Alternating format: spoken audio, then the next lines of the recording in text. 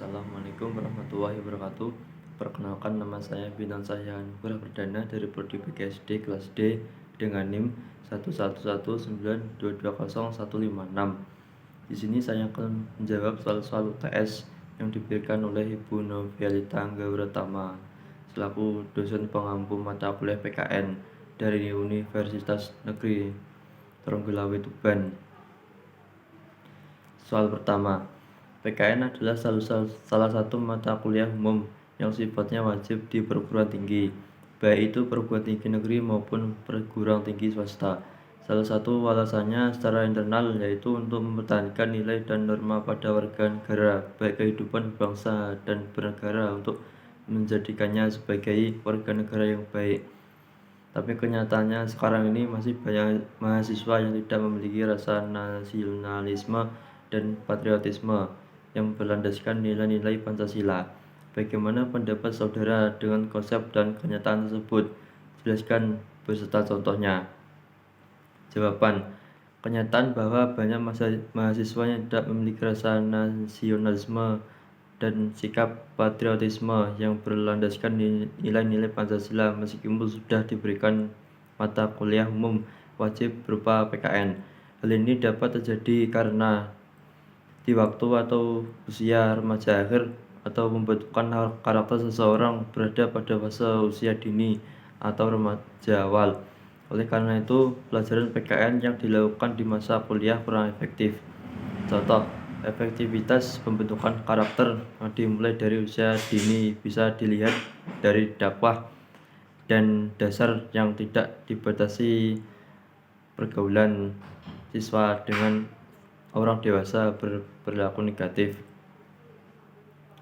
Soal kedua, salah satu alasan perlunya identitas nasional bagi Indonesia yaitu agar bangsa Indonesia tetap bersatu dalam menjaga nilai persatuan sesuai dengan ideologi atau dasar negara Indonesia. Tapi salah satu dinamika yang terjadi sekarang ini, warga negara Indonesia tidak lagi menjadikan Pancasila sebagai acuan sikap dan perilaku hidupnya dan dalam berkehidupan bangsa dan bernegara, sehingga merusak nilai persatuan dan kesatuan.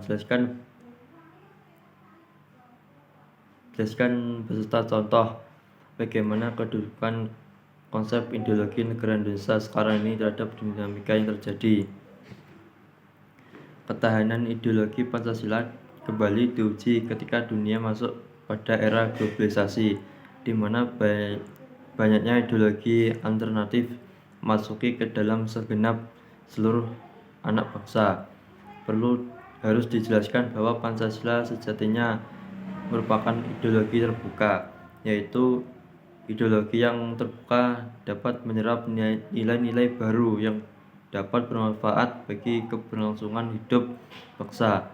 Namun di sisi lain diharuskan adanya kewaspadaan nasional terhadap ideologi baru.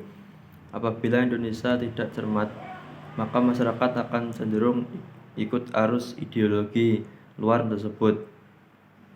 Contohnya, banyaknya ideologi alternatif melalui media informasi yang mudah dijangkau oleh seluruh anak bangsa seperti radikalisme, ekstremisme, dan konsumensialisme. Eksekulisme sosial yang terkait derasnya arus globalisasi yang mengarah kepada menguatnya kecanduan politisi identitas.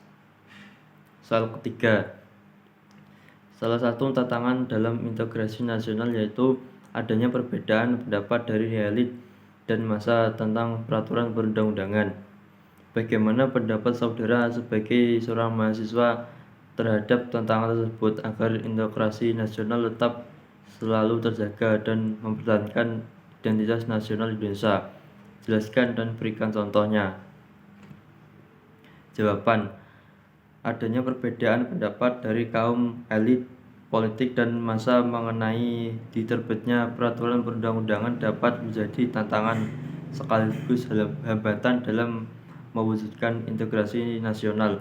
Sebagai seorang mahasiswa, sikap yang harus kita terjudkan adalah mendukung kecepatan pemerintah yang dirasa keputusan dalam mutlak peraturan perundang-undangan tersebut sesuai dan sekaligus dengan aspirasi masyarakat,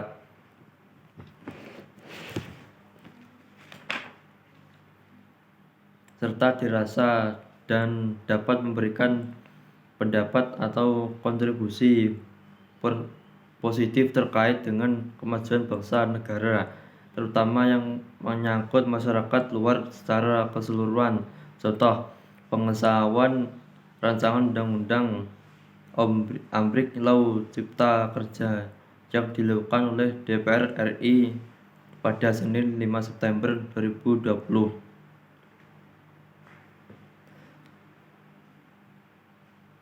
Soal yang keempat, salah satu alasan perlunya sebuah konstitusi dalam kehidupan berbangsa dan bernegara yaitu untuk melindungi HAM setiap warga negara. Tetapi kenyataan sekarang ini masih ada HAM warga negara yang dirugikan oleh pihak yang tidak bertanggung jawab, seperti hak seorang anak yang harus mendapatkan pendidikan. Bagaimana pendapat saudara tentang konsep dan kasus tersebut? Jelaskan beserta contohnya. Jawaban, pemerintah melalui instrumen hukum yang ada telah menjamin serta mengkoordinasi perlindungan hak anak, tetapi kerjasama antar instansi terkait masih belum saling terorganisasi sehingga banyak tumpang tindih peran instansi terkait membuat kurangnya maksimalnya penegak dan pengawas perlindungan hak terhadap anak. Perlindungan anak wajib pihak pemerintah, pihak dakwah, komisi perlindungan anak, pihak swasta, masyarakat, lembaga swadaya, masyarakat, dan tokoh-tokoh antaragama seharusnya mampu bersinergi dan bekerjasama dengan baik sehingga penegak dan pengawas aturan perlindungan anak hak antar anak bisa berjalan dengan baik. Contohnya, Undang-Undang Nomor 35 Tahun 2014 tentang Perlindungan Anak dan Undang-Undang Nomor 11 Tahun 2012 tentang Sistem Peradilan Pidana Anak.